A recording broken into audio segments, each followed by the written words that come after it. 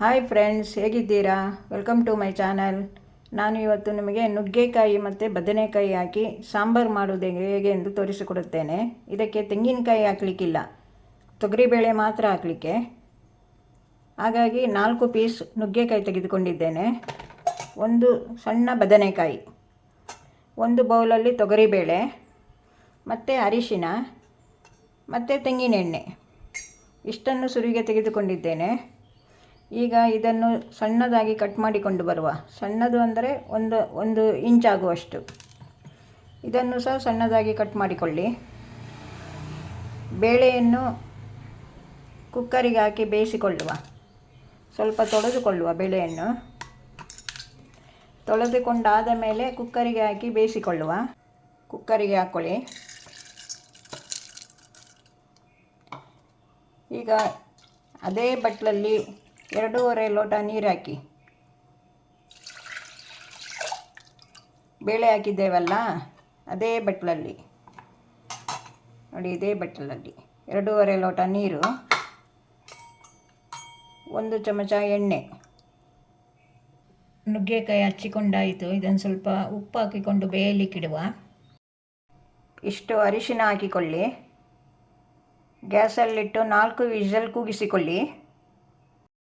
Gas ಹಚ್ಚಿ ಮತ್ತು 1/4 litre ನೀರು ಹಾಕ್ಕೊಳ್ಳಿ. ಹಾಕಿ ಇದನ್ನೆಲ್ಲ ತುಂಡುಗಳನ್ನು, ನುಗ್ಗೆಕಾಯಿ ತುಂಡುಗಳನ್ನೆಲ್ಲ ಹಾಕಿ ಇದು ಸ್ವಲ್ಪ ಬೇಯಬೇಕು. ಅದಕ್ಕೆ 1/4 ಚಮಚ ಉಪ್ಪು ಹಾಕ್ಕೊಳ್ಳಿ, ಸ್ವಲ್ಪ ಅರಿಶಿನ. ಇದೀಗ ಬೇಯಲಿ ಚೆನ್ನಾಗಿ. ಇಷ್ಟು ದೊಡ್ಡ ಹುಣಸೆಹಣ್ಣು ತೆಗೆದುಕೊಳ್ಳಿ. ಸ್ವಲ್ಪ ನೀರು ಹಾಕ್ಕೊಳ್ಳಿ ಅದಕ್ಕೆ. ಈ ನೀರಲ್ಲಿ ಇದನ್ನು ಕಿವಿಚಿದ ನೀರು ಮತ್ತೆ ಸಾಂಬಾರಿಗೆ ಹಾಕ್ಕೊಳ್ಳಿಕ್ಕುಂಟು. ಇದು ಸ್ವಲ್ಪ ನೆನೆಯಲಿ. ಈಗ ನೀರಲ್ಲಿ ಹಾಕ್ಕೊಂಡಿದ್ದೇವಲ್ಲ ಬದನೆಕಾಯಿ ಅಥವಾ ಗುಳ್ಳ, ಇದನ್ನು ಸರಿಯಾಗಿ ಹಿಂಡಿಕೊಳ್ಳಿ. ಹಿಂಡಿ ನುಗ್ಗೆಕಾಯಿ ಬೇಯ್ತಿದೆಯಲ್ಲ, ಇದಕ್ಕೆ ಹಾಕಿಕೊಳ್ಳಿ. ಹುಣಸೆಹಣ್ಣಿನ ನೀರು ಸಹ ಹಾಕಿಕೊಳ್ಳಿ. ಹುಣಸೆಹಣ್ಣಿನ ನೀರಿದು. ಬೆಲ್ಲದ ಪುಡಿ ನಿಮಗೆ ಬೇಕಾದರೆ ಹಾಕಿಕೊಳ್ಳಿ. ಈಗ ಬದನೆಕಾಯಿ ಅರ್ಧ ಬೆಂದಿದೆ ನೋಡಿ.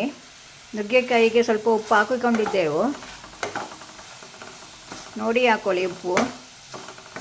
ಮತ್ತೆ ಸಹ ಸ್ವಲ್ಪ ಹಾಕಿದ್ದೇವಲ್ಲ, ಒಟ್ಟು ಅರ್ಧ ಚಮಚ ಉಪ್ಪಾಯಿತು. ಈಗ ಬದನೆಕಾಯಿ ಬೆಂದಿದೆ ನೋಡಿ. ನುಗ್ಗೆಕಾಯಿಗೆ ಉಪ್ಪು ಹಾಕಿಕೊಂಡಿದ್ದೇವೆ, ಆಮೇಲೆ ಸಹ 1/4 ಚಮಚ, ಒಟ್ಟು ಅರ್ಧ ಚಮಚ ಉಪ್ಪಾಯಿತು. ಉಪ್ಪು ನೋಡಿ ಹಾಕ್ಕೊಳ್ಳಿ. ಮತ್ತೆ ಈಗ ಬೇಯಿಸಿಟ್ಟುಕೊಂಡ ಬೇಳೆಯನ್ನು ಹಾಕುವ. ನೋಡಿ, 1 ಬೌಲ್ ಆಗಿದೆ ಬೇಯಿಸಿಟ್ಟುಕೊಂಡದ್ದು. ಅದೇ ಬೌಲಲ್ಲಿ 1 ಬೌಲ್ ನೀರು ಹಾಕಿಕೊಳ್ಳಿ. ನಿಮಗೆ ಎಷ್ಟು ತೆಳು ಬೇಕೋ ಅಷ್ಟು ಮಾಡಿಕೊಳ್ಳಿ. ಕೆಲವರಿಗೆ ದಪ್ಪ ಬೇಕು, ಕೆಲವರಿಗೆ ತೆಳು ಬೇಕು. ಹಾಗಾಗಿ ನಿಮಗೆ ಎಷ್ಟು ಬೇಕೋ ಅಷ್ಟು ಮಾಡಿಕೊಳ್ಳಿ. ಈಗ ಕರಿಬೇವಿನ ಎಲೆಯನ್ನು ಸಹ ಹಾಕಿ, ಒಳ್ಳೆ ರುಚಿಯಾಗಿರುತ್ತದೆ. ಈಗ ಇದು ಸ್ವಲ್ಪ ಕುದಿಯಲ್ಲಿ. ನೋಡಿ, ನನಗೆ ಇಷ್ಟು ತೆಳು ಮಾಡಿಕೊಂಡಿದ್ದೇನೆ ನೋಡಿ. ಸ್ವಲ್ಪ ಈಗ ದಪ್ಪ ಬರುತ್ತದೆ ಕುದಿಯುವಾಗ. ಈಗ ಕುದಿಯುತ್ತಾ ಇದೆ. ಉಪ್ಪು ಸ್ವಲ್ಪ 1/4 ಚಮಚ ಹಾಕಿಕೊಳ್ಳಿ. ಒಟ್ಟು ಇದರಲ್ಲಿ ಹದವಾಗಿ 3/4 ಚಮಚ ಹಾಕಿದ್ದೇನೆ. ಈಗ ಸಾಂಬಾರು ಪುಡಿ ಹಾಕುವ. 3 ಚಮಚ ಹಾಕುತ್ತೇನೆ. ನಾನು ಸಾಂಬಾರು ಪುಡಿಯನ್ನು ಹಿಂದಿನ ವಿಡಿಯೋದಲ್ಲಿ ತೋರಿಸಿದ್ದೇನೆ, ನೋಡಿಕೊಳ್ಳಿ. ನೋಡಿ, 3 ಚಮಚ. ಬೇಕಾದರೆ ಮತ್ತೆ ಹಾಕಿಕೊಳ್ಳಬಹುದು. ಖಾರ ಎಷ್ಟು ಬೇಕೋ ಅಷ್ಟು. ನನಗೆ 3 ಚಮಚ ಸಾಕು. ಈಗ ಇಂಗು ತೆಗೆದುಕೊಂಡಿದ್ದೇನೆ, ಇದರಲ್ಲಿ ಅರ್ಧ ಹಾಕಿಕೊಳ್ಳಿ. ಅರ್ಧ ಒಗ್ಗರಣೆಗೆ ಹಾಕುವಾಗ ಹಾಕುವ. ಸ್ವಲ್ಪ ಕೊತ್ತಂಬರಿ ಸೊಪ್ಪು ತುಂಡು ಮಾಡಿ ಹಾಕಬೇಕು. ಒಂದು 5-7 ಎಸಳು. ನನ್ನ ಹತ್ರ ಕೊತ್ತಂಬರಿ ಸೊಪ್ಪು ಇಲ್ಲ, ನೀವು ಕೊತ್ತಂಬರಿ ಸೊಪ್ಪು ಹಾಕಿ. ಈಗ 1.5 ಚಮಚ ತೆಂಗಿನೆಣ್ಣೆ ಇಟ್ಟುಕೊಂಡಿದ್ದೇನೆ. ಇಷ್ಟು ಸಾಸಿವೆ ಹಾಕಿಕೊಳ್ಳಿ. ಕರಿಬೇವಿನ ಎಲೆ ಕಟ್ ಮಾಡಿ ಹಾಕಿ. ಒಣಮೆಣಸು, ಉಳಿದ ಹಿಂಗೆ ಹಾಕಿಬಿಡಿ, ಒಳ್ಳೆ ಪರಿಮಳ ಬರುತ್ತದೆ. ಕೊತ್ತಂಬರಿ ಸೊಪ್ಪನ್ನು ಗ್ಯಾಸ್ ಆಫ್ ಮಾಡಿದ ಮೇಲೆ ಹಾಕಿ. ಸಾಂಬಾರು ರೆಡಿ ಆಯಿತು ನೋಡಿ. ಇಷ್ಟು ದಪ್ಪವಿರಬೇಕು. ತುಂಬ ತೆಳು ಮಾಡಿದರೂ ಚೆನ್ನಾಗಿರೋದಿಲ್ಲ. ನಾವೆಲ್ಲ ಇಷ್ಟು ದಪ್ಪ ಮಾಡಿರ್ತೇವೆ.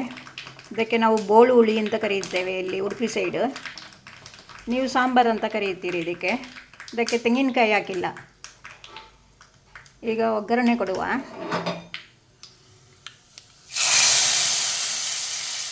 ನುಗ್ಗೆಕಾಯಿ ಬದನೆಕಾಯಿ ಸಾಂಬಾರು ರೆಡಿ ಆಯಿತು. ಬೇಳೆ ಸಾಂಬಾರು ಅಥವಾ ಬೋಳು ಹುಳಿ. ಎಷ್ಟು ಚೆನ್ನಾಗಿದೆ ನೋಡಿ, ನೋಡಿ ಎಷ್ಟು ಚೆನ್ನಾಗಿದೆ. ನೀವು ಸಹ ಮಾಡಿಕೊಳ್ಳಿ ಫ್ರೆಂಡ್ಸ್. ಇದನ್ನು ಅನ್ನಕ್ಕೆ ಹಾಕುವ.